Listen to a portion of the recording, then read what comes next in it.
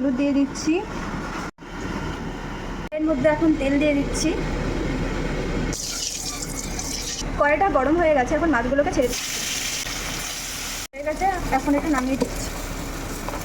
কাঁচা কলা এবং আলুটাকে ভেজে নিই। কলাটা ভাজা হয়ে গেছে, এখন এটা নামিয়ে নেব।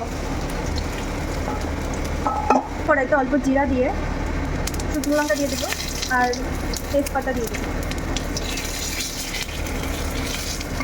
জিরাটা আর লঙ্কাটা ভাজা হয়ে গেছে, এখন লঙ্কা বাটা দিয়ে দেবো।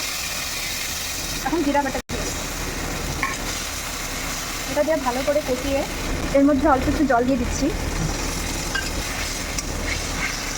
এখন এর মধ্যে পরিমাণ মতো হলুদ দিয়ে দেবো আর অল্প নুন দিয়ে দেবো। এর মধ্যে আলুগুলো দিয়ে দেবো। এখানে হয়ে গেছে, এর মধ্যে এখন জল দিয়ে দেবো। ফুটনো এসে গেছে, এখন এর মধ্যে কাঁচাগুলোগুলো ছেড়ে দেবো। এখন মাছগুলোকে ছেড়ে দেবো।